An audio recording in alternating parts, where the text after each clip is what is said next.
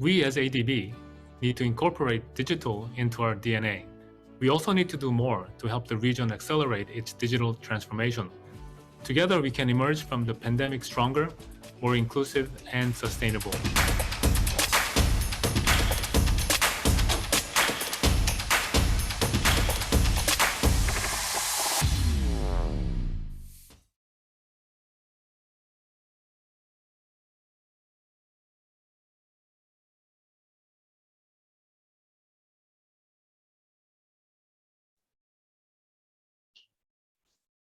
Hello and welcome to Digital X ADB and today's session titled Trade-offs or Synergies, Data Privacy and Protection as Engine of Data-Driven Innovation.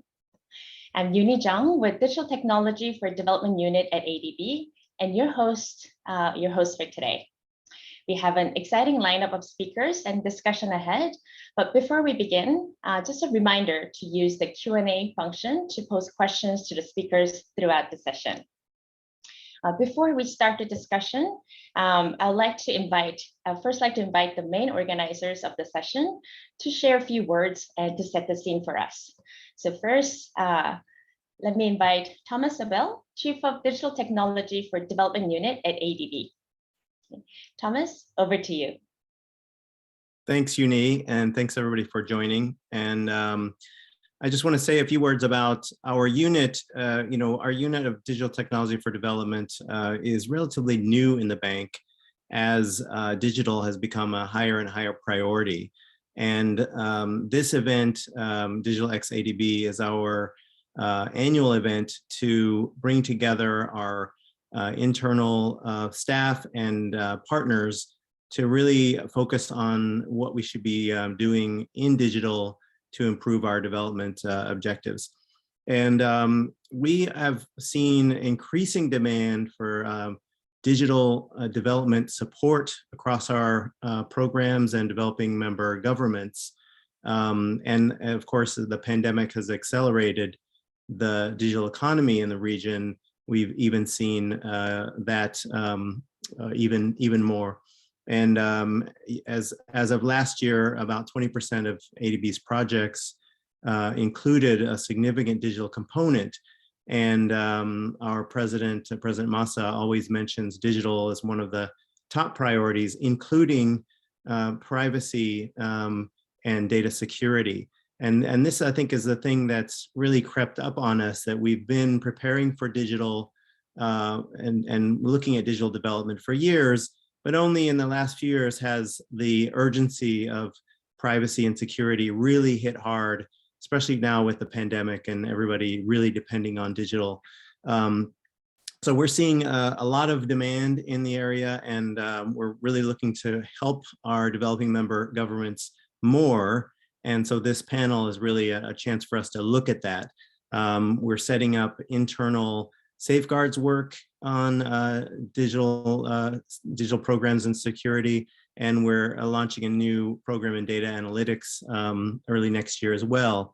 And we're really looking for more partners in this area, thought leaders, to make sure that we can drive our digital development initiatives and support our DMC, our developing member governments in the region, with inclusive digital development that includes privacy protections and security. And we're very happy also to work with the Future Privacy Forum in this event and in future on this important initiative. So with that, I'll hand it over to Clarice Giraud from the Future Privacy Forum. The floor is yours, Clarice. Thanks. Thank you so much, Thomas, for the kind words and the welcome. It's a pleasure to organize this event jointly with the ADB. Just a quick word by way of a background.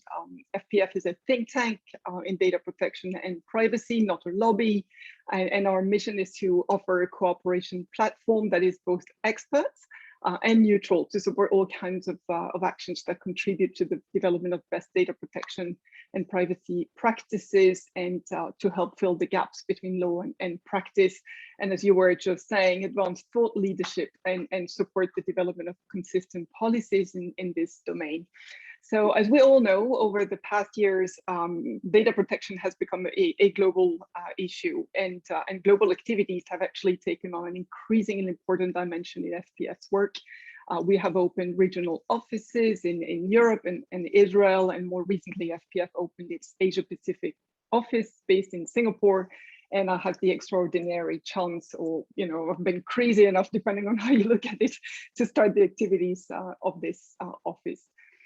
One of our essential means of action in this most populous and arguably the most complex region of the world, of course, is forging partnerships and running joint activities to unite forces. So it's in this context that this joint event makes a lot of sense to us.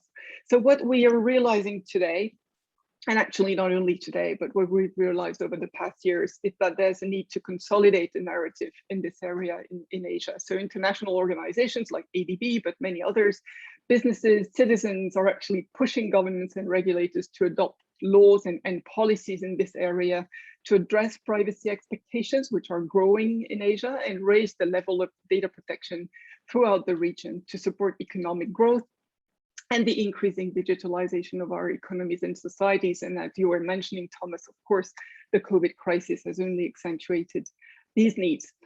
Now, we no longer count the declarations of intentions and the expression of the political will to develop these data protection ecosystems in the region. And yet, let's be honest, it has been years since the adoption of data protection laws was imminent in many countries, and we need to address the challenges that basically block the adoption of these laws, or the review of data protection laws that will enable their interoperability that is truly necessary in a world where data flows pretty much everywhere, and data flows actually underlie the digital economy. So one of the challenges facing governments in this region is arguably that Asia is the most economically dynamic region and a breeding ground for innovation. We all know that, but at the same time, data protection laws tend to be developed by naturally referring to instruments, frameworks, policies that were primarily designed elsewhere. So in Europe with GDPR, but not only in Europe. And that happened not for political reasons, but mainly I would say for historical reasons. As well, the geopolitical dimension of these issues is only growing. Passing a data protection law is not easy. Data protection laws intersect with sectoral laws. Defining the scope of the law is not easy. National sovereignty concerns are now an integral part of certain laws in China, in India, and elsewhere. There's the fear also that the law can be a source of administrative constraints and too high costs for companies, and therefore that it restricts innovation and blocks trade. And last but not least, we must institute a regulator. But what is this regulator? What should be its status, its autonomy, its powers? If it is competent in the public sector, what control will it have over government? So many fears that also slow down the process. It is absolutely essential today to combat these fears and to destroy certain myths. And for this, regional and international cooperation and cooperation between the public and private sectors, academia and civil society is absolutely fundamental. And this is where we believe that organizations like the FPF, but all sorts of organizations that can provide financial, material, and dare I say, intellectual support can be of major use. So the major goals of these events are therefore demonstrating the wealth of resources that are available through international cooperation and how public and private actors can contribute to these joint efforts. So it's time to dive into the heart of our debate, and for that I pass the floor to Uni, our fantastic organizer, who will moderate the first session on industry expectations and cooperation with privacy regulators in Asia. Uni, over to you, and thanks again for everything you've done to organize this event. Oh, the pleasure has been all mine, Clarice. It's been a long time in making, and I'm really glad we are able to do this together, as both our organizations are sort of venturing into you as in a new organization, starting out in Asia Pacific, and ADB starting to look at data privacy and protection as one of the areas of support for our developing member countries. So with that, let me get started with the first part of the panel discussion with the industry leaders where we'll be talking about the policy and compliance challenges for various businesses that need to address against the evolving data protection landscape. And we have a fantastic lineup of panelists. I'm so glad you're all able to join us and share your insights. So let me just quickly introduce our speakers for this panel, starting with Marcus Bartley-Jones, who's a Asia Regional Director of Government Affairs and Public Policy with Microsoft. So he works with Microsoft's teams and company stakeholders across the region to advance public policies for trusted, responsible, and inclusive digital transformation. Before joining Microsoft, he worked for the World Bank and worked on digital economy and trade issues in Singapore and Geneva. And he started his career as an Australian diplomat, working representing Australia at World Trade Organizations in Geneva, as well as working in Bangkok to promote regional economic cooperations. Okay. And we have Yen Vu, Principal and Country Manager of Rose Vietnam. And Rose is an international global law firm, and she heads the Vietnam office for them.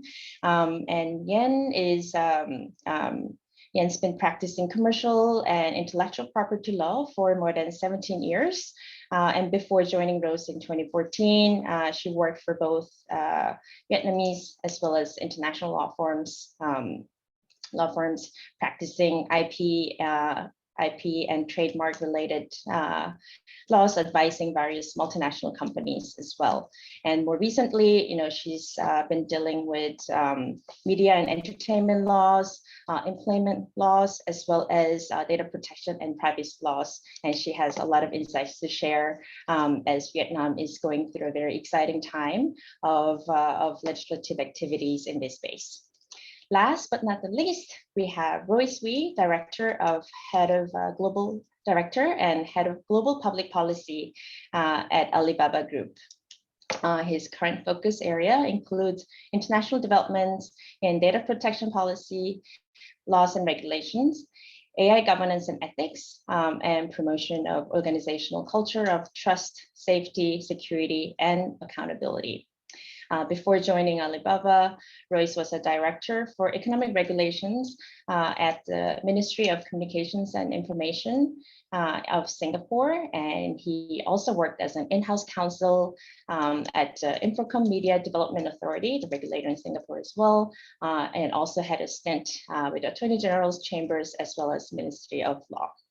So with this great lineup of panelists, let me just get started and actually invite the panelists to share some initial thoughts on the role of data protection and privacy and protection framework and its role to drive data-driven innovation in the region. And also please feel free to introduce yourself and your work in case I missed anything important. So can you start with Marcus?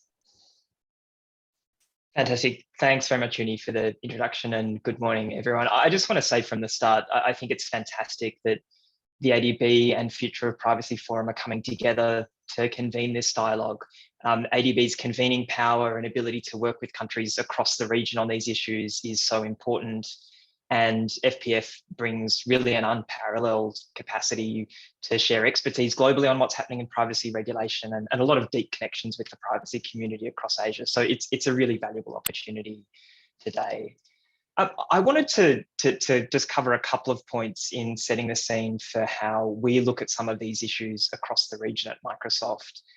And it's really two things. One is the centrality of privacy and privacy regulation for growing the digital economy across Asia. And the second is, what are some of the opportunities for greater collaboration in this area? So on the first, about the role of privacy, it's very clear to us as both a provider of software and digital services to businesses and governments across Asia, but also providing digital services directly to consumers. that privacy concerns are absolutely front and center for both organizations and individuals across Asia. And I wanted to share just a couple of data points on that I think help ground some of this in what we're seeing across the region. The first is about some of these consumer perceptions and expectations of trust in digital services, and particularly trust related to privacy. Working with the research firm IDC, Microsoft ran a survey of more than 6,000 consumers across the region in 2019, looking at some of these perceptions of trust. And the results, I think, are quite striking. 53% of those consumers surveyed said they'd had some kind of negative trust experience related to privacy when they were using digital services. So they felt somehow that their personal privacy had been compromised or that their trust had been breached.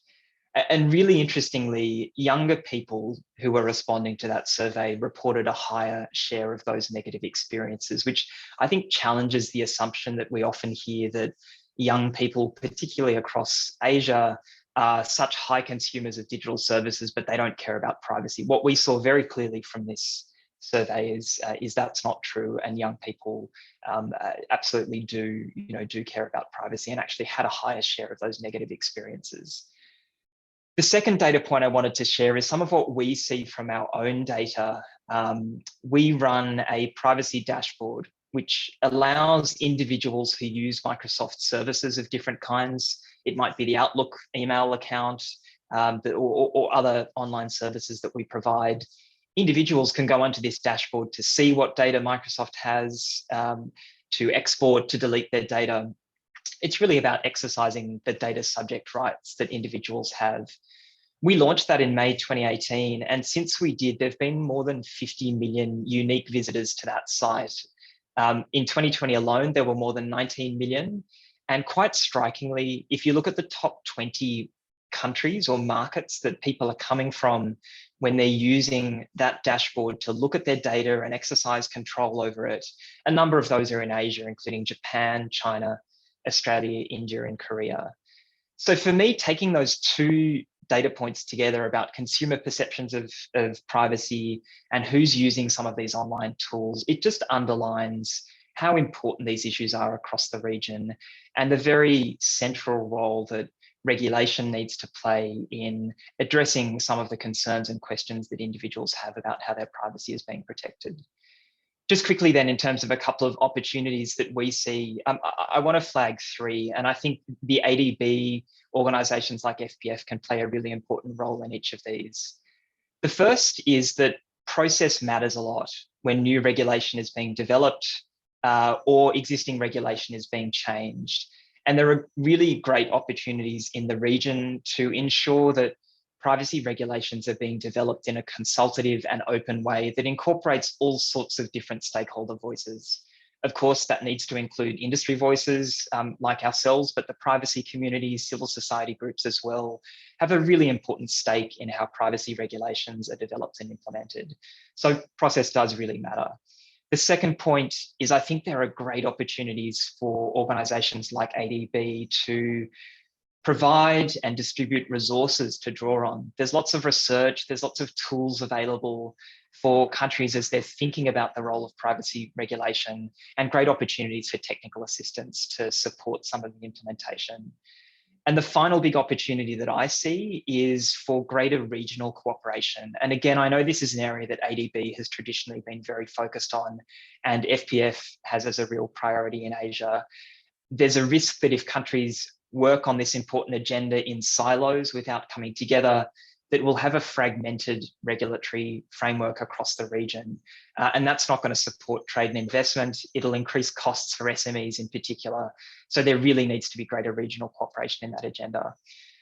That's an overview of how we see some of these issues, and really look forward to hearing from others and picking up on some of this in the discussion. Thanks, Uni.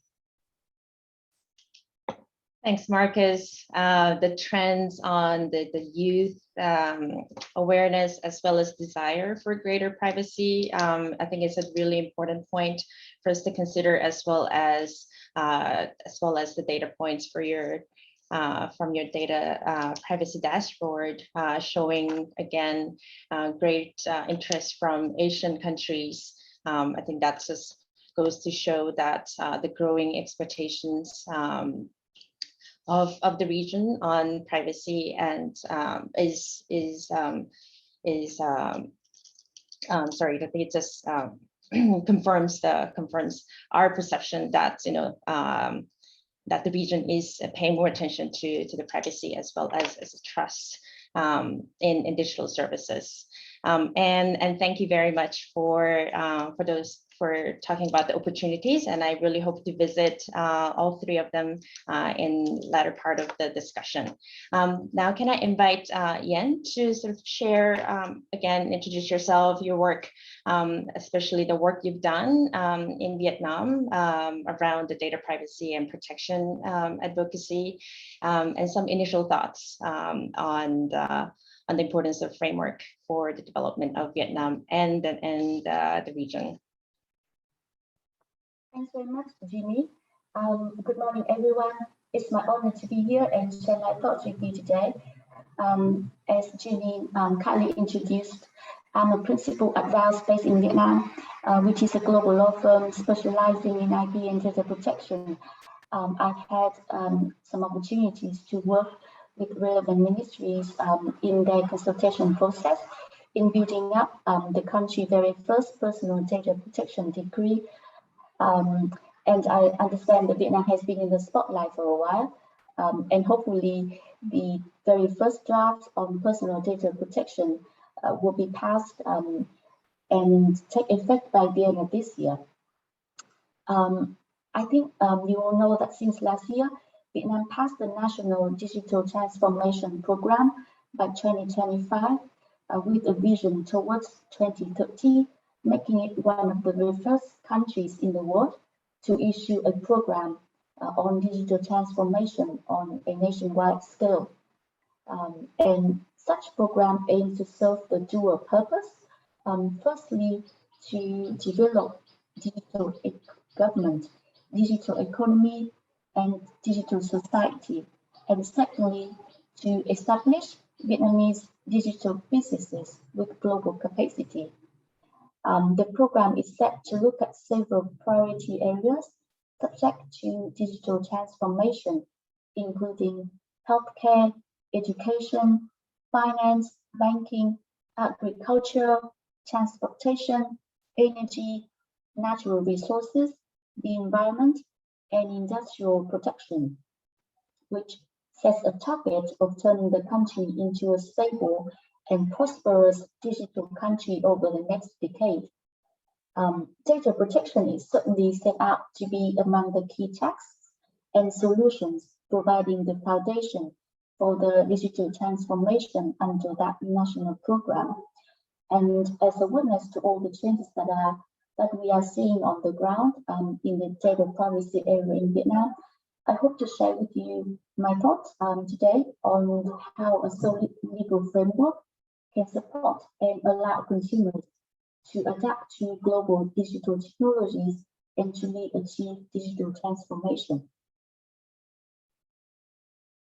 Thanks, Yen. Yeah, I think there's a lot of attention to what's going on in Vietnam, especially given its rapid growth, and there's a lot of hope for a recovery coming from ASEAN. Therefore, I think the legislative movements in Vietnam is of interest, and we'd really love to hear more thoughts on how the process is going and the views of the Vietnamese businesses on that front. Now, can I invite Royce to share his views and his thoughts on the regional data protection and privacy framework? Hi everyone, I'm happy to be here. So I'm Royce. I'm currently heading up global public policy for the Alibaba Group. I really echo what was shared earlier by Marcus. I think this platform being created, or this event co-organized by ADB and FOPF really is a very powerful platform.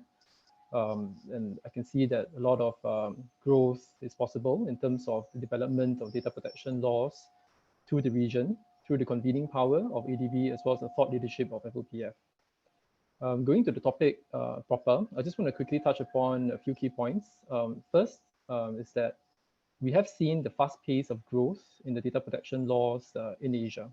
Of course, for Southeast Asia, jurisdictions with general data protection laws already include Singapore, the Philippines, Malaysia. In Thailand, the bill has been passed. We're waiting for it to come into effect. A number of other countries in Southeast Asia are also considering new data protection laws, including Brunei, Indonesia, and as we heard from Yen, Vietnam as well. In India, the bill is currently under the deliberations in the parliamentary committees. Of course, China itself, China has passed a trio of data-related laws, namely the cybersecurity law, the data security law, and the latest one being the PIPL, which will be coming into effect at the beginning of next month, in a few days' time. And that's not covering the different sectoral laws that have a bearing on data processing, such as banking law, healthcare law, cybersecurity law, e-commerce law, even the common law, right, such as the principles of the law of confidentiality or law of confidence.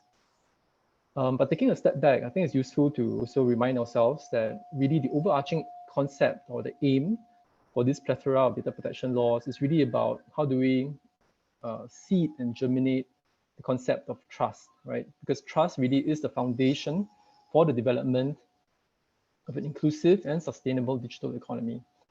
And that's also something that Marcus's statistics that he shared earlier really bear out, where youths are concerned about how organizations use and disclose and the way they collect the personal data.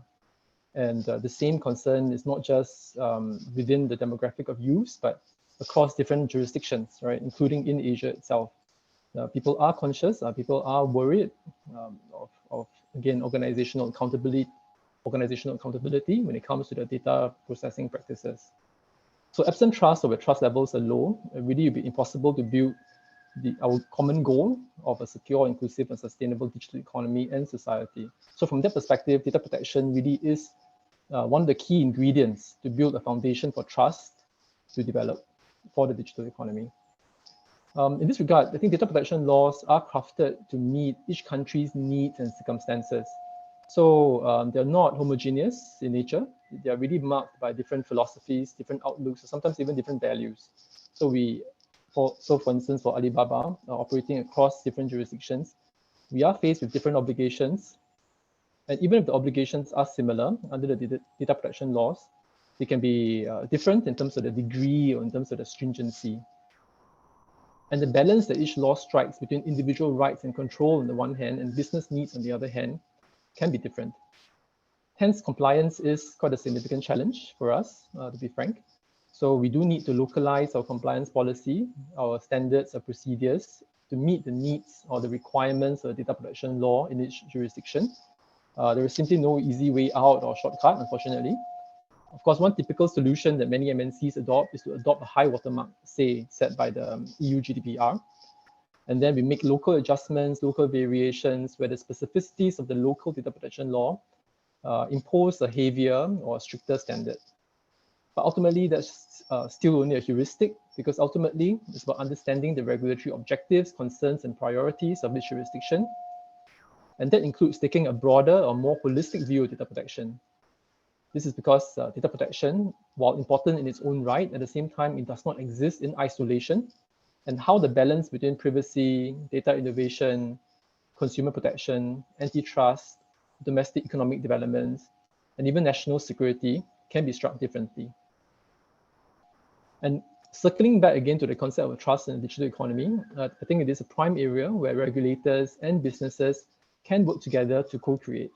For an organization, of course, trust helps to build long-term relationships with customers, whereby customers will be more willing, more prepared to provide more and better quality data to trusted organizations. And in turn, these organizations will get a better place to provide good quality services and value for money products to meet the needs of those customers. And for regulators, the trust in the digital economy will allow for greater economic development and dynamism. It can help to bridge the digital divide via greater participation by all segments of the population, creation of good jobs with high income based on skills and demand, better policy planning, implementation, so on and so forth. So while the end goal of trust is clear, its practice and the way to get there is an iterative one. It's protean in nature, it's always provisional, it requires one to always strive to continually improve, because the journey to get to trust is never really has an end in sight. And due to the fast pace of changes in technologies and business models, consumer needs, consumer expectations, or even societal values, regulators can't just regulate. And at the same time, businesses, we can't just do business. So my suggestion is that within the border of a jurisdiction, I think businesses, we need to work closely with regulators. First, to understand regulatory objectives, concerns, and priorities. Second, to provide feedback to consultations before new laws are passed to ensure that these laws are practical, they're effective, they're balanced, as well as to design compliance frameworks and solutions to comply with these new laws. On the other hand, regulators also need to work closely with businesses. First, to explain their policy thinking, what their concerns are, what their priorities are, what they hope to achieve, what's the evil they hope to cure. Second, to understand what are the constraints and limitations that businesses have in their daily operations. At the same time, regulators also have an important role to push businesses to do more and to do better. But I would venture to propose in a spirit of partnership, in a spirit of goodwill, rather than one of adversity. And it's really about pooling together toolkits, resources, and expertise to solve common problems and achieve common objectives. And trust in the digital economy counts in one such common and strategic common objective. Which brings me to my very last point about regulators and businesses having a joint interest on working together with the public as well, in terms of public education, engagement, in terms of how to improve the transparency of data processing, to put in place the adequate security standards for protection, to agree on a common set or perhaps a common criteria to determine what are reasonable and legitimate users of personal data by organizations. How do we create good jobs together in the digital economy? How do we reskill, upskill workers? And finally, how do we bridge the digital divide and help to increase the meaningful participation by all members of society, particularly those who are aged or more vulnerable? Thank you. Thank you, Royce. And I think we have a lot of breadcrumbs to follow, especially when you're talking about the path forward. But before we do so, I just wanted to touch upon the challenges that you mentioned as a multinational organizations having multiple operations in different markets, and the strategy that Alibaba has taken, which is to sort of follow the highest mark and adopt, right? And for companies like Alibaba, which is multinational, you may have the resources to actually to do so, but I was wondering whether any of you would be able to comment on how other businesses in Asia, how well positioned they are in meeting this growing privacy expectations, as well as addressing this widely fragmented legislative landscape of Asia in general, right? So can I invite Marcus or Yen to further comment on this? I'm happy to jump in, and then it'd be great to hear from Yen or Royce. I think you've summarized it perfectly, Uni. The reality is that even though it can be difficult for these large companies like Microsoft or Alibaba to navigate some of the complexities in the regulatory environment, look at the effort we put into place when we implemented GDPR. It's something we could invest significant amounts of money in and have hundreds of engineers working on full time to completely transform the way we were managing our own data. That's an effort that's just completely beyond the reach of many organizations across our region, particularly small businesses. So when we think about this risk across the region of greater regulatory fragmentation, I think we really need to be keeping SMEs in particular in mind. There have been some really positive efforts. I know we have Zikin from the Singapore government on the call, and Singapore has been playing a great role with others in ASEAN to try and drive some greater coherence between regulations in ASEAN. We need a lot more work like that across the region to try and decomplexify the regulatory landscape, to ensure that different regulations are interoperable. And so it'll be as simple as possible for SMEs to comply while still keeping a high bar of privacy protection. I think that last point's really important. This isn't about compromising privacy. It's about having regulations that are interoperable so that the compliance effort is as manageable as possible for businesses in the region. Thanks, Marcus. And Yen? Thanks, Jenny, and thanks, Marcus. I totally agree with Marcus. And perhaps just a few points to add from where I'm based in Vietnam. You know, I think we all agree that even though we are facing a lot of challenges that we haven't ever known before in terms of technology, economy, the pandemic, the society change, but Southeast Asia has a lot of opportunities to go into a digital economy hub in Asia. And for Vietnam, even though amid the pandemic and a large part of the countries were under strict lockdown order in the past few months, but the internet-based economy still recorded growth in transportation, food, e-commerce, and fintech. There's a lot of opportunities for businesses, but they also face challenges and uncertainty, and especially the continuously developing legal regimes, not in Vietnam, but also in the region. And so I think the challenges here, not only Vietnam, but also for other Southeast Asia countries relating to public training and awareness of how the market needs and expectations, that will enable educated choices and increase transparency and trust, and in turn help realize Southeast Asia's digital economy goals. For Vietnam, I think it's also important to note that Vietnam's pursuit to further develop its privacy legal framework is also an effort to tackle serious data crimes that have occurred in recent years.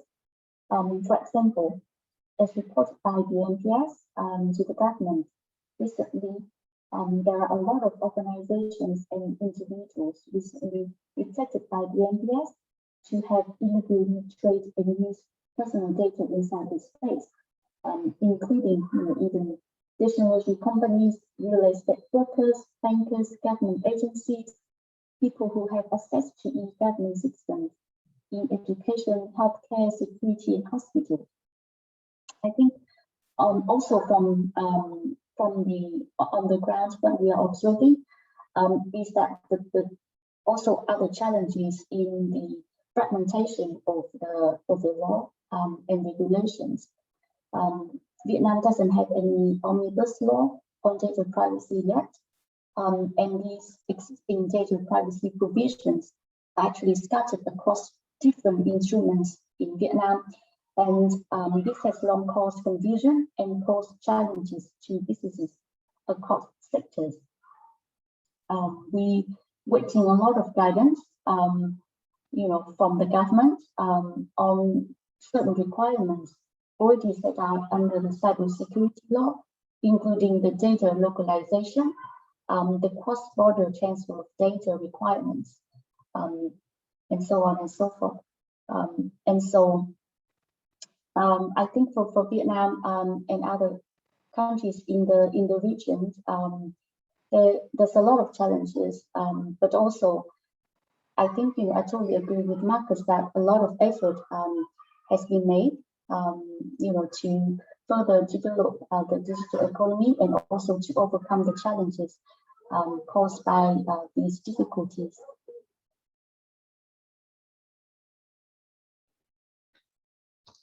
Thanks, Yen. And I think we were talking about fragmentation sort of in a general sense, how different countries are coming up with different standards or having to address different standards that are fixed by privacy laws that are established elsewhere. We talked about GDPR, China's PIPL. I think Australia has just launched a consultation on the privacy draft as well, and some of which are extra territorial. Therefore, businesses who are looking to serve these markets will have to pay attention to those trends. But I think you brought up a really good point of a local regulatory landscape where sometimes it's not harmonized or coordinated, which is understandable, right, given how fast things are moving, and then the governments are under a lot of pressure to address. But there are set processes in order to in order to set the new rules or amend the new rules and encompass new areas. I think it's definitely a tall order, and thanks for bringing out that complexity as well.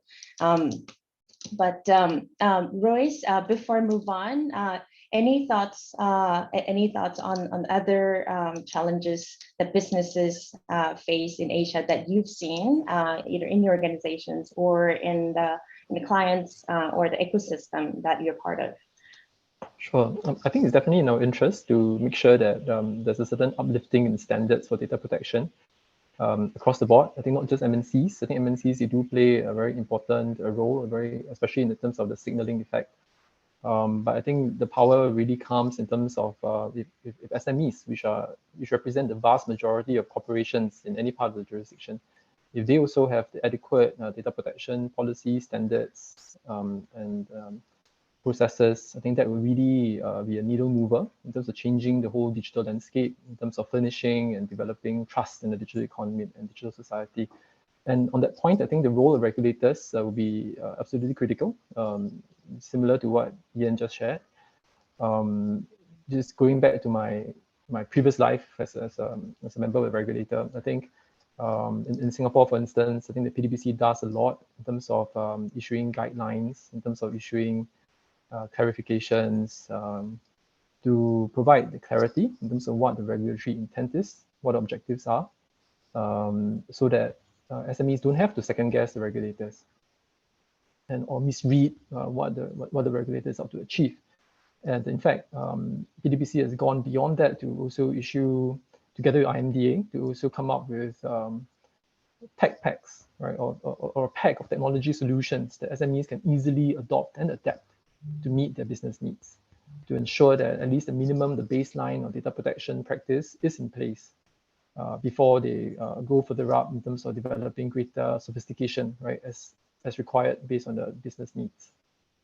So I think the part about working closely with regulators, again, in a cooperative partnership, is, I think, a prerequisite in terms of developing the right culture of data accountability for organizations, especially the SMEs.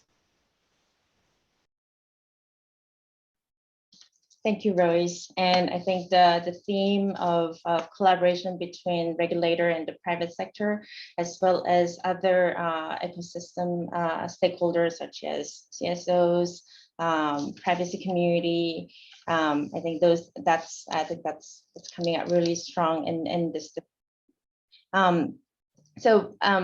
Before I think we're getting close to the top of our 4-hour session. So wanted to sort of turn our attention to a different solution space. You know, you talked a lot about how the regulator should work closely with the private sector, be more open, transparent in the policymaking space.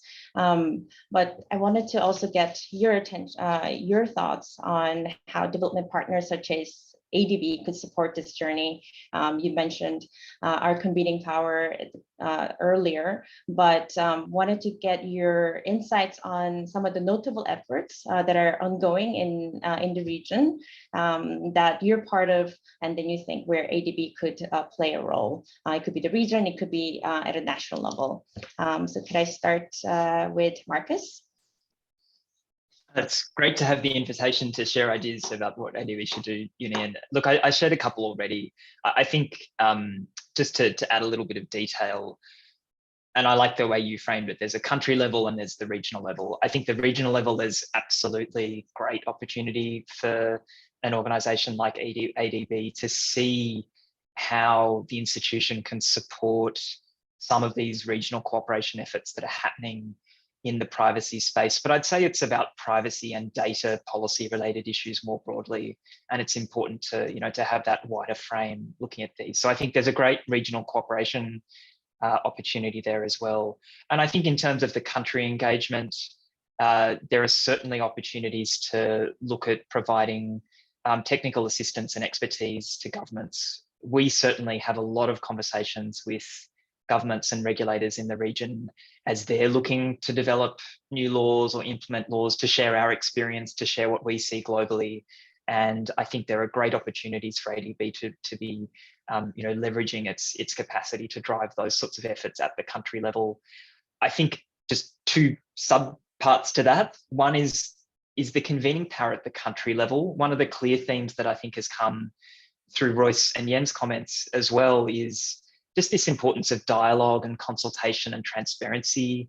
And that can be something where ADB can really lend a hand to drive transparent and consultative processes as privacy regulation is being developed and implemented. And then the other sub piece I wanted to mention is just I think one thing that we sometimes see in the region is a temptation to think there's an easy technical fix. Here's some language from a contract, and the regulator says you use this language and you've got strong privacy protection in place. And so I think when there's a role to just showing there's a wider perspective that needs to be taken. There's not always, in fact, there's never going to be one specific technical fix or piece of software or specific contractual language to use, and regulation needs to be technology neutral and reflect that. Thanks, Marcus. And I think the next session will also talk about all the marathon journey that the regulators, as well as the businesses need to be on to really strengthen the data governance framework in general. Royce and Yen, could I invite you to give us some free advice on where ADB could play a role as well? Thanks, Jeannie. I'm happy to quickly have a go at that first, and then leave the time for us to elaborate more. I think, as Marcus and everyone has correctly pointed out, I think the role that ADB can play in the region is very important. And in terms of country level, I think it's also important for ADB to get involved and help the Vietnamese government as the country trying to set up the very first PDA, as well as the very first regulation and personal data protection. I think at this very stage, given what the country needs, ADB can certainly support by providing more capacity building and training activities for officials at relevant ministries, as well as the general public. And once the PDP or the personal data protection decree is passed, hopefully by end of this year or early next year, then a lot of work will be needed to ensure the smooth implementation of it. And also stand command for setting up and running the PDA. And the next 1 to 2 years will be important for Vietnam to make a difference in building up a solid data protection framework to further boost the digital economy. Thanks, Yen. And Royce, final words? No, sure.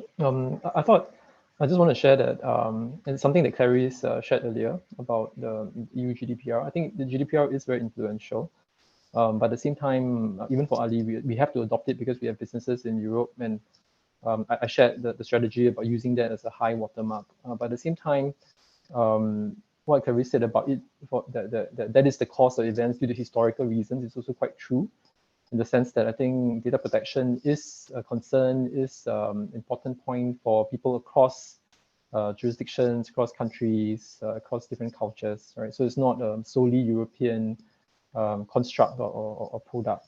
So in that sense, I think now is a very interesting time to be operating in Asia, because we see that more and more Asian countries are coming up with the data protection laws. And it is in this context that I think ADB, being a neutral, influential, and credible organization, really has the potential to come in to play a very important and even a catalytic role. And I say that with full respect to ADB, right? How we can partner with think tanks, including FOPF, work with organizations, work with regulators in the Asian region to really help to formulate and harmonize some baseline principles and standards for data protection.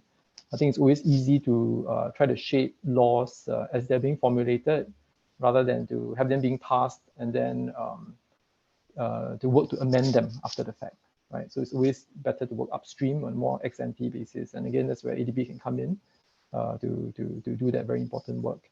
And it's really about working with across the different Asian regulators as well as businesses to create what are the mechanisms to allow, to facilitate greater trusted and secure cross-border data flows. The reason why I say that is that if left to its own devices, each jurisdiction may have a very strong tendency to want to have data localization requirements in their laws. I think the instincts are clearly can be understood, right? But at the same time, the harms that it may cause to cross-border e-commerce, to cloud, shouldn't be underestimated as well. So having a common framework where a certain baseline standard of protections can be agreed upon for cross-border data flows to take place would be a very important needle mover as well. Another way that I think the ADB can come in really is about coming up with innovative projects, right, such as sandboxing schemes, to explore different models for data processing, for data innovation, niche yet important areas like data valuation. How do we value data? How can we allow for business improvement, right, in terms of the usage of data? Just examples of projects that the ADB can consider undertaking. And perhaps lastly, to discuss or even agree on principles or values to really undergird an ethical framework for data processing for new and growing technologies, such as AI, such as machine learning, for IoT. So I think the opportunities are very, very broad, and I think ADB can certainly play a very critical role in this space. Thank you, Royce. And thanks, everybody. You gave us a lot to chew on, and we'll certainly we've taken notes, and we'll be going through this wish list and see where we can add value. I've gone over time for my session, but we have another exciting dialogue that's just coming up. So without much further ado, let me hand over to Clarice to start the second part of the discussion. Clarice, over to you. Thank you, Uni. This has been truly a great session, and I think you've set the scene perfectly for this second session, which will be more focused on the work of regulators and international cooperation in that space.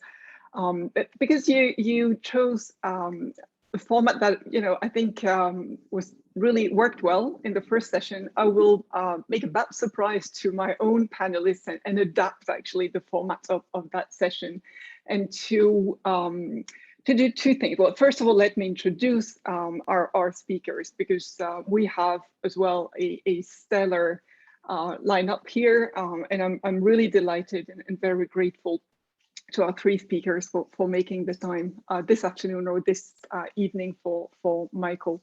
So ladies first, I will introduce Titirat Ritkul, sorry, Thai names are really difficult. Titirat, you have to excuse me about this one. Titirat is a professor at Thammasat University. She's a lecturer at the Faculty of Law, more specifically in the Center of International Law and the Center of Japanese Legal Studies.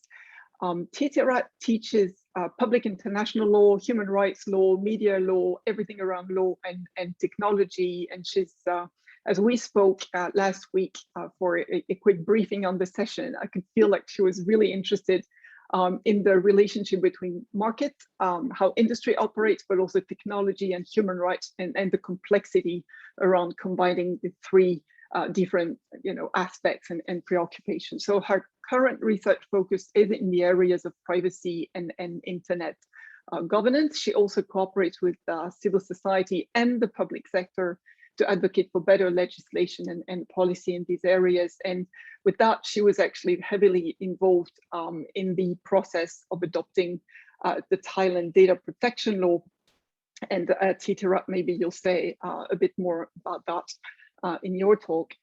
Titirat also, it's important to know, previously served as a legal expert on the Personal Data Protection Commission under Thailand's new PDPA. And although she recently left that role, she's still heavily involved in this space. So it will be super interesting, Titirat, to hear what you have to say around this very particular experience in a key ASEAN jurisdiction. Young Zikin. Zikin, who probably everyone knows, is presently the Assistant Chief Executive of the Infocom Media Development Authority of Singapore, IMDA, in particular on the Data Innovation and Protection Group. His scope of work includes developing forward-thinking governance on AI and data, and he's been extremely active in that space, frequent speaker at international conferences, but more importantly, a very influential regulator in ASEAN, in Asia generally, and at the global level. Zikin concurrently holds the appointment of Deputy Commissioner of the PDPC, Personal Data Protection Commission, where he oversees the administration and enforcement of the PDPA, originally passed in 2012, but recently amended. It will be really interesting to hear how this amendment process actually operated. And in that role, Zeke's key responsibilities include managing the formulation and implementation of policies relating to data protection. We can hear how interoperability and regional consistency come into the development of these policies actually. And of course, the issuing of enforcement directions for organizational actions. Zikin also oversaw the development of the PDPA and the amendments to the Act in 2020, and heavily involved also in the AI space. So we look forward to hearing from you, Zikin. And last and definitely not least, Commissioner Mcivoy, who's the Information and Privacy Commissioner for British Columbia in Canada, currently also the chair of the Asia Pacific Privacy Authorities Forum, or APA Forum. Michael has been a very influential national and international leader in the privacy authority community. I think he's been in that space for maybe 15 years or so, 10, 15 years. You will tell us more, Michael. Michael was appointed to a 6-year term as British Columbia's Information and Privacy Commissioner by its remarkable unanimous motion of the Legislative Assembly in 2018. I say it's remarkable because unanimity in our current world seems to be so difficult to reach on many issues, in particular on data protection and privacy. And interestingly, immediately prior to his appointment as Information Commissioner for British Columbia, Michael actually helped lead the Information Commissioner's Office of the UK's investigation into Cambridge Analytica and Facebook. He's led a number of investigations aimed at strengthening access to information and protection of privacy, because this office has actually 2 different functions. Michael also oversees at OIPC the intensive efforts to educate British Columbia organizations about their privacy obligations under the PIPA, Personal Information Protection Act. So I look forward to hearing from the 3 of you about the national processes, but also international cooperation in this space. So I will change the format of this session, as I said, and first ask the 3 of you, starting with Titirat, how the legislative process actually, what happened in Thailand, and why is the PDPA not yet into force? What can we expect? What were the hiccups on the way that led to the suspension of the entry into force of PDPA 2 times, when we were hoping for Thailand to finally have a data protection law a few years back? Very curious to hear what you have to say, and then we'll move on to international cooperation in the next stage of the session. Okay, I hope you hear me well. Yes, we do. Hi, so thank you very much for having me to this forum, and I would like to echo the previous panelists about, I'm very happy that we have this session. I'm very happy to hear that ADB and also FPF is trying to bring this data protection and also of course, other aspect of digital economy into the international development area. So let me just go straight to what happens in Thailand, right? So yes, I think 2 years ago, there were this kind of, how to say, happiness or the pleasure that after 20 years of having the draft law, the draft of PDPA, we finally had this law came out from the parliament. And before that, privacy law in Thailand, or the bill of privacy law, was seen as some laws in the sideward, rather than the main thing or the main infrastructure of digital economy. So like we talk a lot about cybercrime, about cybersecurity, IP law, so many other things about digital economy, but not privacy law in Thailand.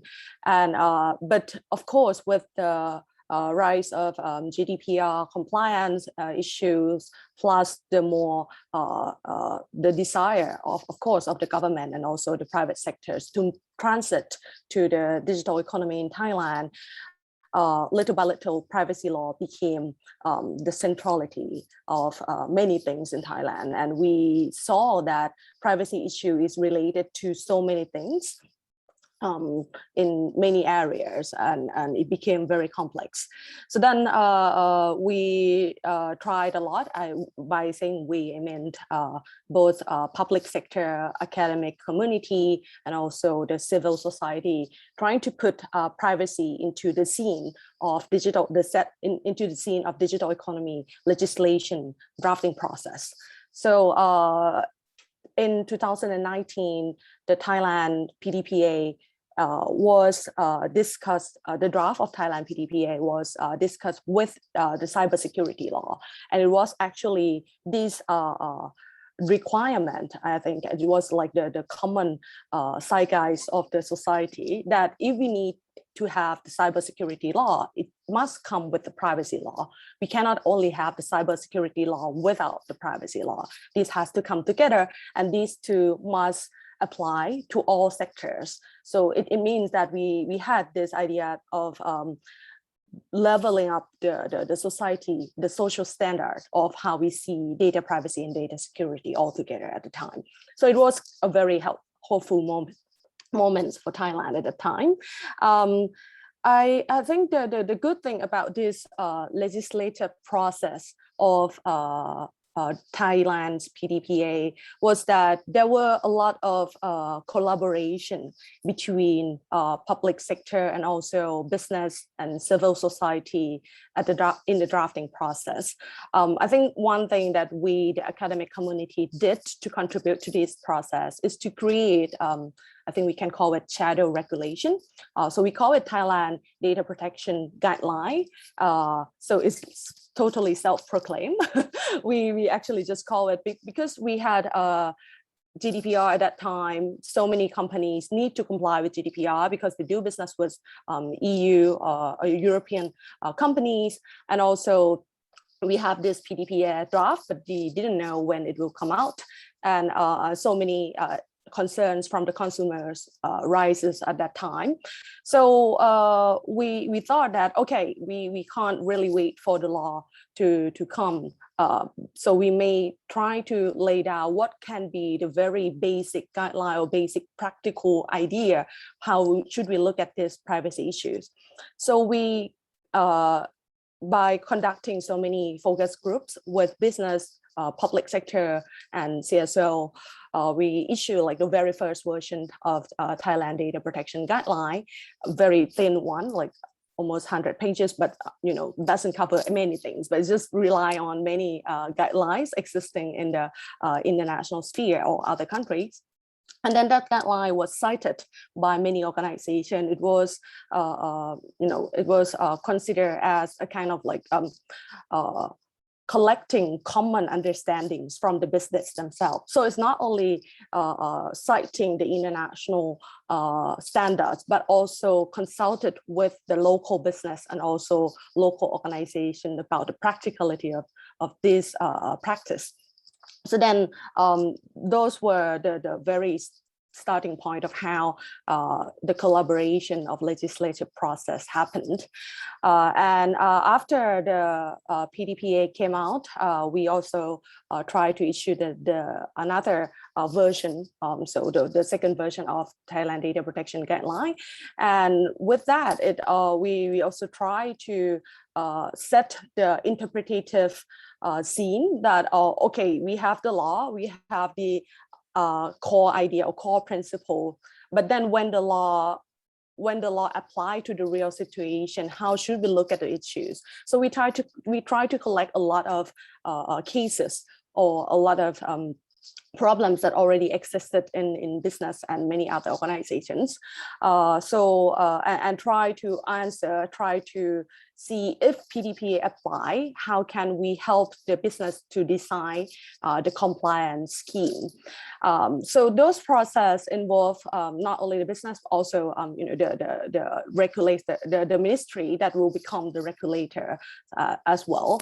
I think in that sense, the community in Thailand is quite ready to comply with the law. But of course, last year with the COVID-19 situation, it seems like business and many organizations were too much occupied with the response to COVID-19. Of course, we had a lot of debate, like actually we should strengthen privacy law rather than lessen the compliance during the time of pandemic. But at the end of the day, with all of the resistance, of course, by some sectors, the ministry decided to postpone the law, and it's now postponed twice, which raised a lot of debates in Thailand as well, that we actually need this law rather than to wait for further postponement. But at the same time, the very interesting situation is that many business, including financial sectors and health insurance, even declare their new privacy policy, even before the law came into effect. So they declare that, okay, from now on, even though the law is not in effect yet, we will change our internal policy to comply with the law itself. And the consumers take it as if the law is already in effect. So it's just a little bit weird situation, but I think it reflects the sense of Thai society that we really need the PDPA to come into effect. So I hope I didn't spend too much time to explain about the background. It's perfect. I think you laid it out perfectly. I mean, the challenges of adopting and then implementing a data protection law in Asia, in ASEAN specifically, with this concern that there will be too many administrative constraints in place. I mean, I think this is extremely important, and it's one of the issues that need to be addressed, I think, in the context of international cooperation and regional cooperation in particular. Clara, sorry, I think I forgot to add one important issue for the reason. Quick one before we get to very quick one. Yeah, so actually one issue of one reason that there were some resistance to PDPA itself is because of the criminal liability that is inserted into the provision of PDPA. And even though the criminal liability itself is very, very limited and it doesn't seem to be applied in many situations, but I think there's a general fear of too wide discretion of the regulators, and not only regulator, but also if the case go to the court, which of course there is this sentiment that the court or the judges might not understand how the PDPA framework would work. So in this sense, this fear definitely contributed to the resistance. Thank you. Yeah, I think that's a universal fear, and actually having clear rules and rules that are truly understandable, intelligible, and in which many stakeholders have been involved actually alleviate this concern. I think we will go to Zikin next. We stay in ASEAN for a while. Zikin, you have taken PDPC through this journey of, well, first of all, passing the PDPA and then implementing the PDPC, and now reviewing the PDPA. You've been instrumental throughout that journey. Before we discuss international cooperation, could you quickly give us an overview of what your priorities have been when setting up the PDPC and where you put your efforts as a priority right now? Yeah, thanks, Clarice, and for the opportunity for me to come and share a bit about Singapore's journey. And I wanted to just start by giving Titirat and our friends in Thailand a word of encouragement. Many people forget, right, that even in Singapore, we started with a voluntary industry-created model code for data protection. And that was introduced back in 2001, I think, or 2002. So it predated our law by 10 years. So I would say that after it was introduced, there was a period where it was voluntarily adopted. Businesses that were more well, back then we didn't call it digital, but online businesses voluntarily adopted it, right? And it kind of like grew. It supports, right? And I would say it's a necessary and a helpful step towards a legislation. I'm hopeful, of course, that it wouldn't be 10 years, right, for Thailand. It'd be shorter, but I would actually encourage that we carry on with this because I think it helps, right? It helps build us up and make us ready for the legislation when we eventually pass it. Speaking for Singapore, right, and our experience in this, as I mentioned, started with a voluntary code. The PDPA was introduced in 2012, right? I must clarify that I was playing a different role, and I was on the receiving end of complying with the PDPA in that role, right? Before I came on the scene in 2016, right? And helped with the administration and enforcement of the act. But I think I want to just touch on 3 areas for those of us policymakers and those of us government officials who are thinking about this area and how can we get ready. 3 areas. I think one is really about the necessity for convergence of global norms when we design our laws. Second, equipping our businesses and our companies with the tools that they can make use of in a very practical way in order to implement the principles within their organizations, right? And third, valuing the partnership with the data protection community, your data protection officers. We should value them as partners and champions to help build that ecosystem.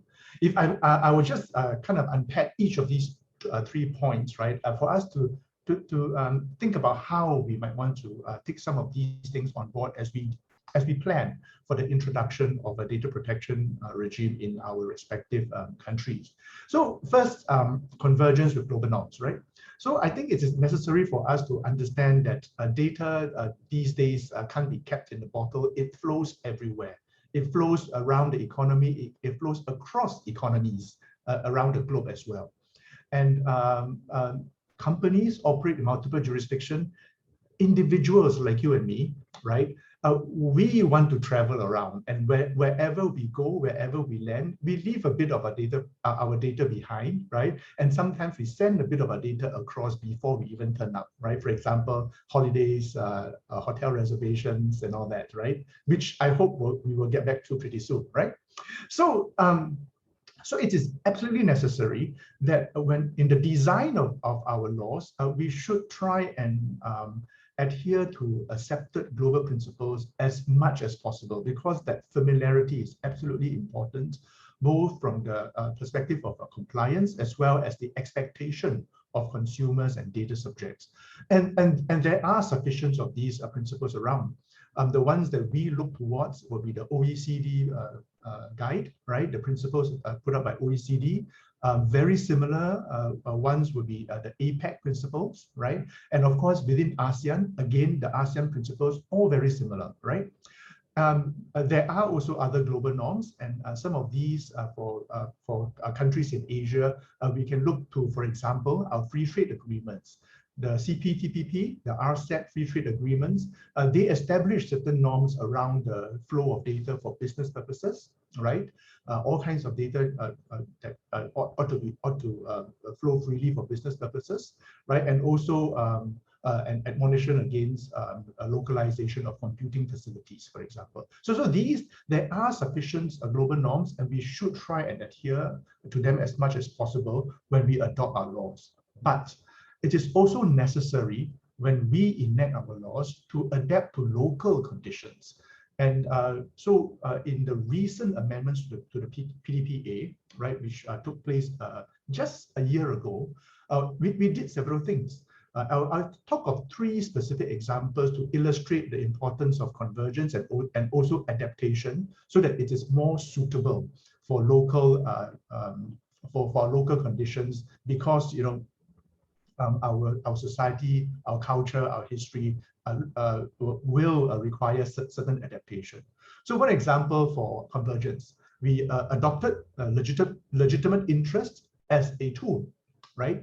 Because that's something that's becoming quite common in multiple regimes. But while implementing it, we took a little different approach, because our companies actually want clarity, right? And something as broad and general as legitimate interest, they found it a little bit difficult to work with. So within the legitimate interest schedule, right, we listed out specific examples, specific situations where these will also qualify as legitimate interest, and that helped, right, companies make use of it. We created something very unique to Singapore, the business improvement exception, right? Again, because and this was something that was initiated and suggested by companies working in Singapore, right? And then finally, we had to adopt something very different in the way we look at direct marketing, because our consumers said that they wanted direct marketing to be sent only with express consent, and they didn't want reliance on legitimate interest or business improvement as a basis for sending marketing messages. So we had to find convergence, right, while adapting to local conditions. So that's one some examples. My second point, equipping with tools.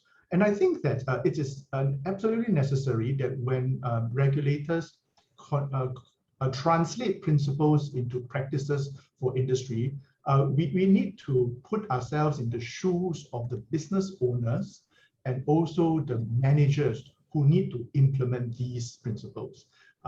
Very often, even for us, we are told that we need to really speak the language, right, of business owners. So how do we do it, right? So one of the things that we are trying to do very hard now is really to see, can we use entry points like what are the common business objectives that companies are concerned about? For example, inventory management, analysis of sales performance, right? Managing of customer and HR records. Use those as entry points to talk about how you can achieve the use of data to, how you can use data to achieve those business objectives while also adopting good protection principles, right, embedded into it. So we launched a better data-driven business program recently using precisely this approach. The other thing that is important is for us to realize that many times businesses require external help. And one of the things that we did a couple of years ago is to curate a trimmed down set of things that data protection practices, right? And we curated also a list of data protection as the service providers.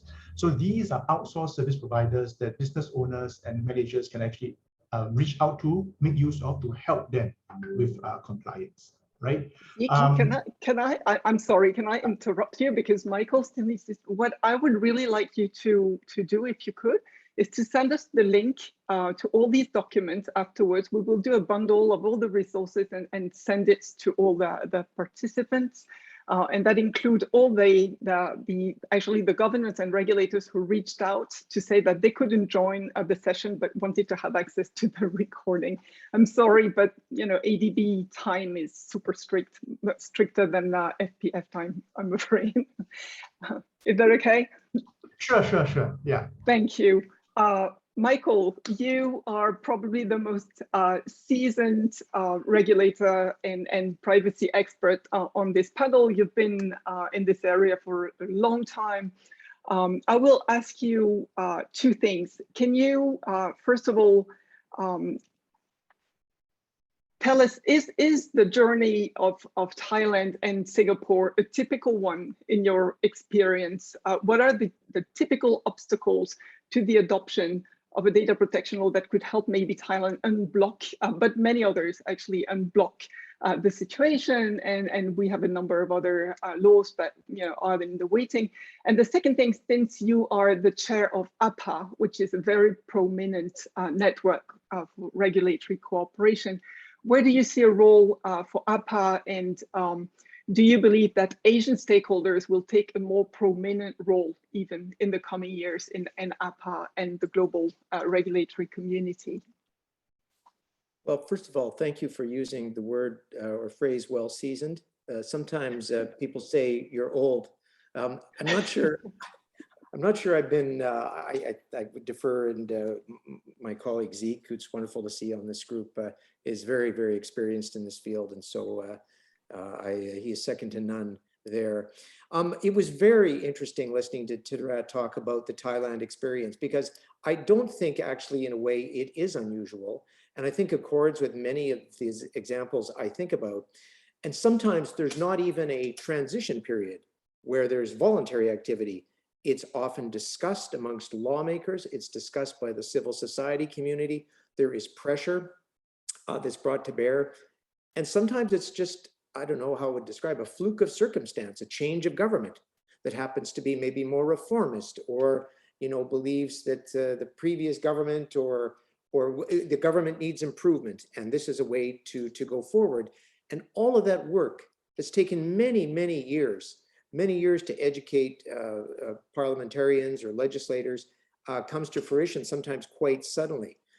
So the fact that hopefully the actual implementation will happen in Thailand, but the good news is that there'll be some degree of experience. Actually, and I think of it here, even here in British Columbia, with mandatory breach notification, it is not mandatory in our province. But yet we get hundreds of people voluntarily coming to us. And this is, I think, good. This is good practice, obviously, but it starts to create that culture and environment where it's almost the law follows the practice. So, ideally, you want to have in place a regulatory a framework where that takes place. Why that happens sometimes, I don't know. Fear. I think I think that term was mentioned here, that there's a fear sometimes amongst businesses. There's a fear amongst government officials about crazy regulators. But I think if you look at the likes of Zeke and I hopefully we don't look too scary. And I think it's true. Thank you. I think it's true to say that I think regulators in the modern age, certainly we talk about the need for enforcement, certainly, and order making power and fines and all those kinds of things, very, very important. But at the end of the day, I should say at the beginning of the day, the most important thing in many ways is education.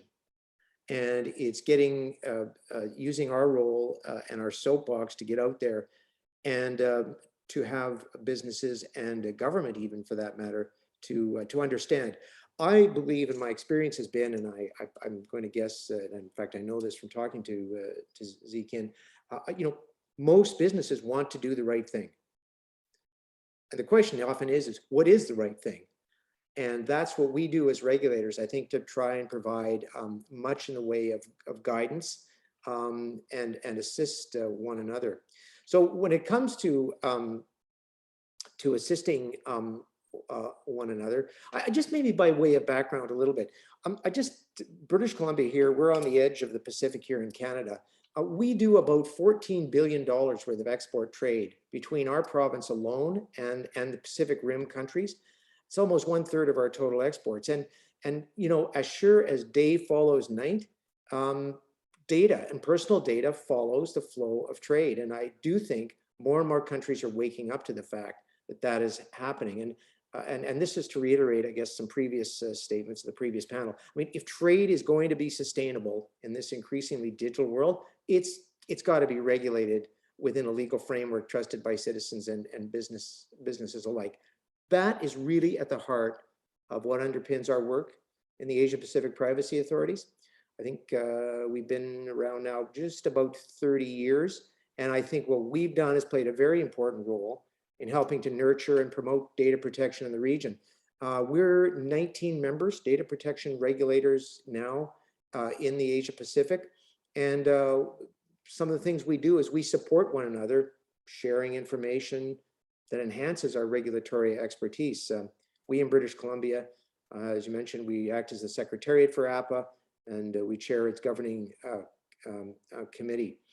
I should also note, by the way, that our legislature here in BC supports the work we do. We get some money support from our members, but we also get support from our legislature, which I think underlines their support for what is this interaction between trade and data and the importance of promoting innovation and trade and citizen protection and the recognition it's all intertwined.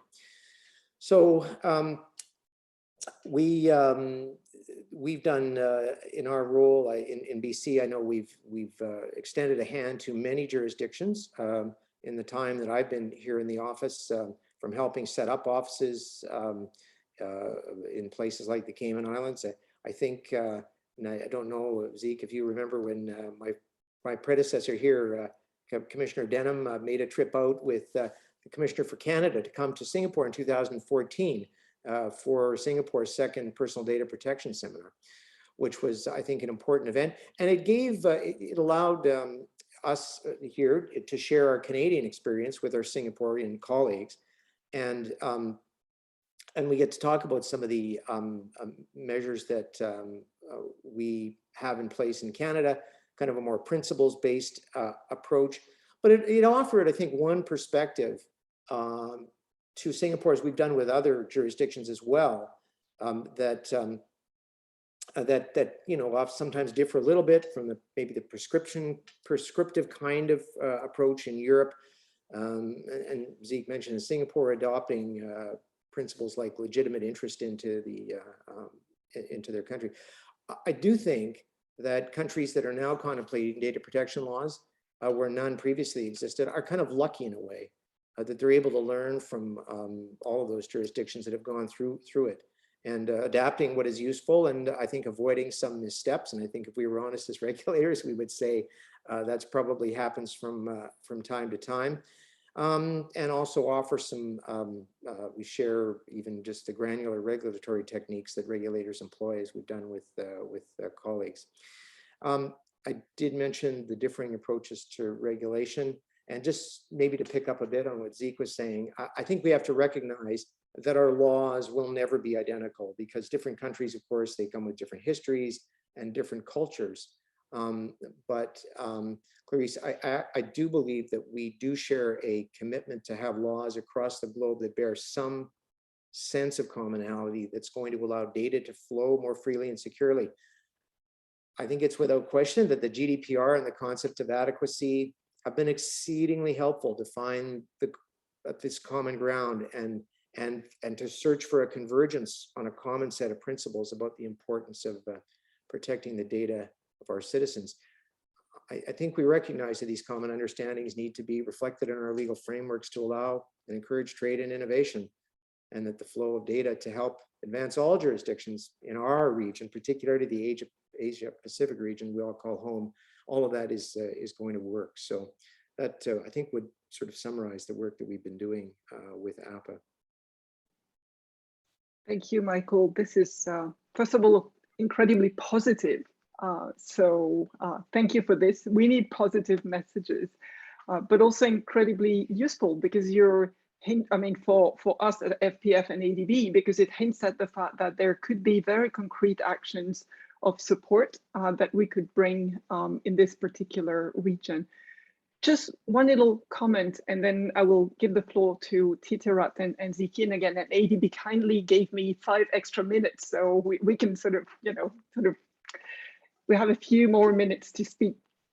Do you believe that Asian regulators and Asian stakeholders generally will become more visible on the global stage? And do you think the regulatory community is ready for that? Because for historical reasons, of course, European, Western regulators generally have been running the show. I'm not saying this in a negative manner, but the world has changed dramatically over the past 10 years. With China adopting the PIPL, India having a data protection bill finally to be adopted, hopefully this year again. Do you think this will, have a major impact on the global regulatory community? Or shall we have sort of, different circles emerging? That's not what I hope for personally, but you never know. Difficult question.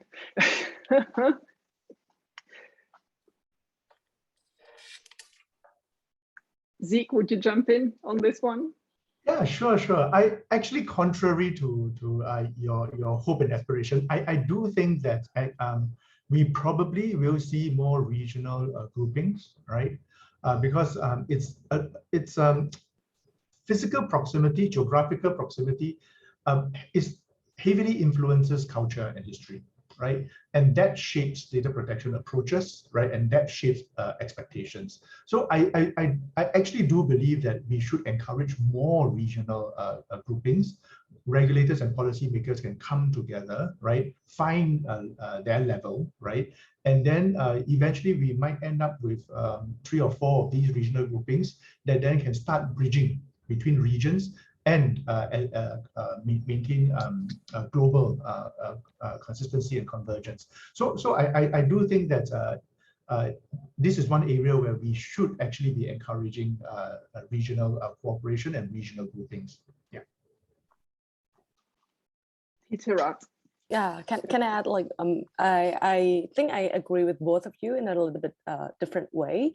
I think there are many practice of data processing in Asia that are totally different from the way data is being used in Europe or in America, such as right now we have a lot of stream online shopping, the live shopping things. That is very big thing in Asia, but you see those kind of things very few in Europe or in the American continent.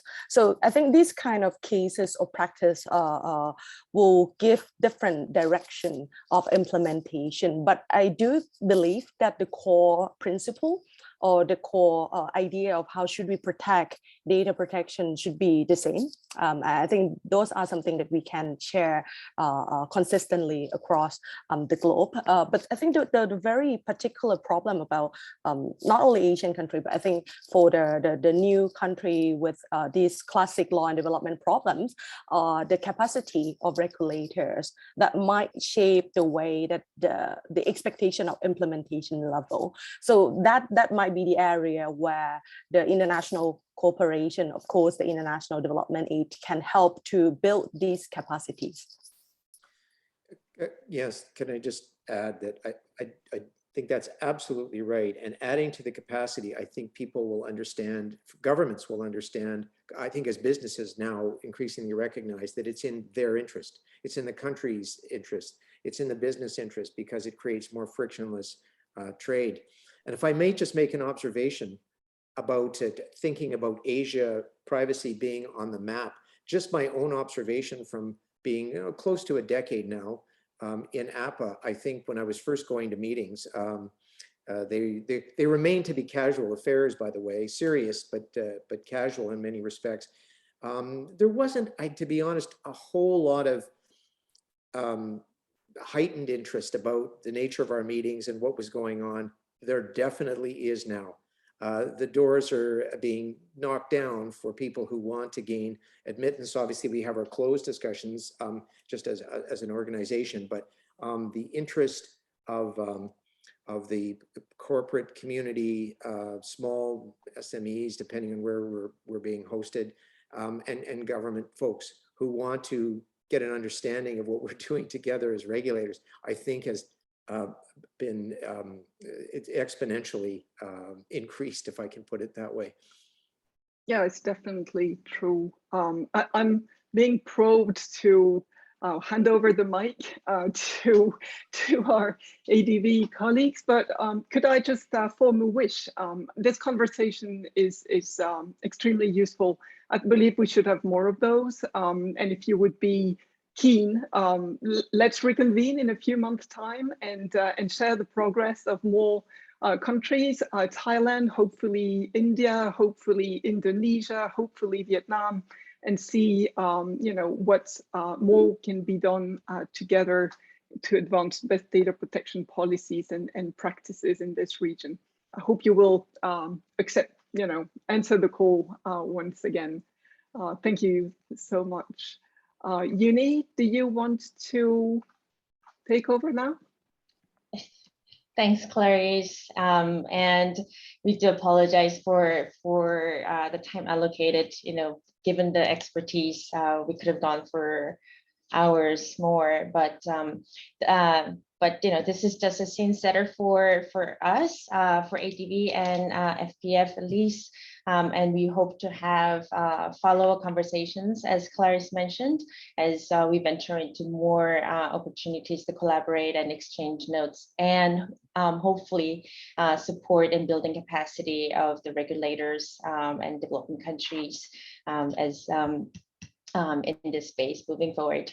So this wraps up the data privacy and protection section. But before you leave, if the participants could please take a minute to take the poll and tell us what you thought of the session today.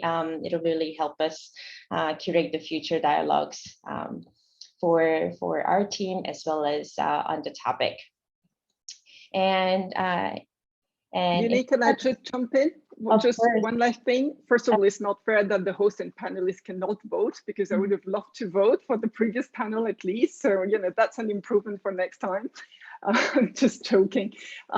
We would like to invite the panelists to stay on after this session so that we can take a little group photo, all of us, if you don't mind. That'll be okay. Yes, of course. Thanks, Clarice, on that. And in fact, if you can show the slide for the next session this afternoon. Thank you. Right. So, once again, thank you very much for joining us for the data privacy and protection session. Those of you who've been joining Digital X ADB sessions, we focus a lot on the soft infrastructure side of digital as well. And this sort of wraps up the foundational components that we need to have to advance digital economy in the region. And this afternoon, we'll have one last session on digital government with speakers from OECD, Estonia, Korea, and Azerbaijan, moderated by Bruno, our DG for SDCC. So thank you very much for joining. And I will look forward to welcoming you back at Digital X ADB. And speakers.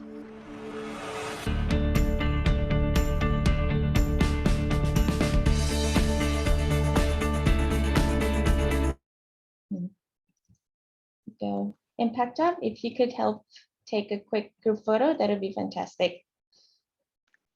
Thank you so much, everyone, for doing this.